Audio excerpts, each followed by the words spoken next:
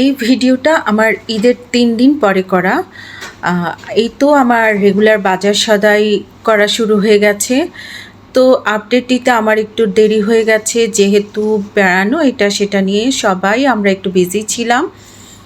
তো মাংস খেতে খেতে তো আমরা সবাই বোর হয়ে গেছি। তো আমার কিছু কিছু পাকিস্তানি মুরগি, কিছু ফার্মের মুরগি আনা হয়, যেহেতু আমার বাচ্চাদের বিকেলে নাস্তার জন্য ফার্মের মুরগি লাগে। তো এই তো একে একে শাক সবজি সব কিছু আমি ঢেলে প্রথমে শুকিয়ে নিব, দেন হচ্ছে ফ্রিজ আপ করব। আসসালামু আলাইকুম।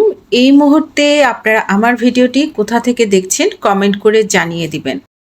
এই তো আমার বাজার সদাইগুলি আমি গোছগাছ করে আমি একটু কাটা বাছা করে নিব। এর আগে হচ্ছে আমি তরকারিগুলো কষতে বসাই দিব। যেহেতু বললাম যে ঈদের ৩ দিন পরের ভিডিও, তো আমার হেল্পিং হ্যান্ড তো কেউ আসে নাই। তো আমি বাজার সদাইগুলি একটু শুকিয়ে ফ্রিজ আপ করবো, দেন আগে আমি কষাতে বসাই দিয়েছি। আজকে হচ্ছে আমি পুঁই শাক রান্না করব আর হচ্ছে মাছ আর মুরগি রান্না করব। তো আমি হচ্ছে কষাতে বসাই দিলাম।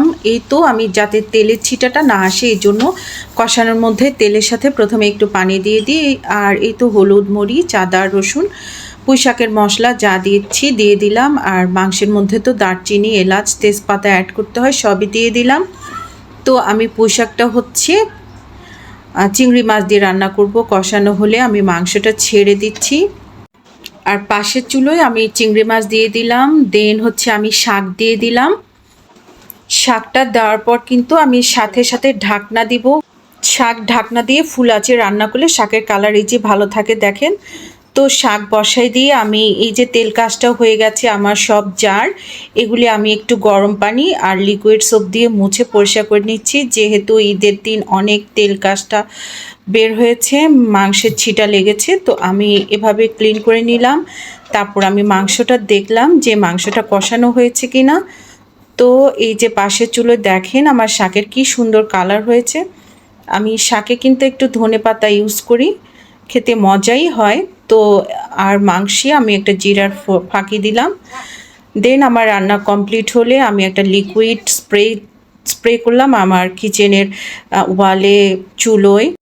আমি স্প্রেটা রেডি করেছি 1 লিটার পানিতে, বেকিং সোডা 1 চামচ ওয়াশিং পাউডার আর ভিনেগার দিয়ে ব্যাস স্প্রে করে দিলাম। এতেই কিন্তু আমার দেওয়াল, চুলোর চারপাশ একদম ঝকঝকে তকতকে থাকে।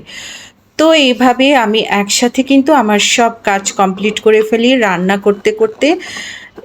এইভাবে হলুদের কোটো, মরিচের কোটো, তেলের কোটো সব আমি ক্লিন করে নিলাম। এইভাবে খুব অল্প সময়ে আমি আমার রান্নাঘর একদম ঝকঝকে তকতকে রাখি। তো সন্ধ্যায় একটু ভাত ঘুম দিয়ে আমি কিচেনে আসছি একটু বিকেলের নাস্তা রেডি করার জন্য। আমি চিকেন ফ্রাই রেডি করছি। এই জন্য অবশ্য আমি আগে থেকে ম্যারিনেট করে রেখেছিলাম চিকেনটা, যেটা হচ্ছে চিকেনটা আমি সয়া সস, লবণ, ভিনেগার, একটু গুঁড়ো মরিচ দিয়ে ম্যারিনেট করে রেখেছিলাম। আর মদের মধ্যে কোট করে আমি একে একে তেলের মধ্যে ছেড়ে দিলাম। আর এরকম দারুণ ক্রাঞ্চি চিকেন ফ্রাই কিন্তু আমার রেডি হয়ে গেল। তো পাশের চুলে হচ্ছে আমি একটু ব্রেডটাকে টোস্ট করে নিব চিকেন ফ্রাইয়ের সাথে। আমার ব্রেড টোস্ট আমার অনেক পছন্দ। আজ এই পর্যন্তই। আসসালামু আলাইকুম।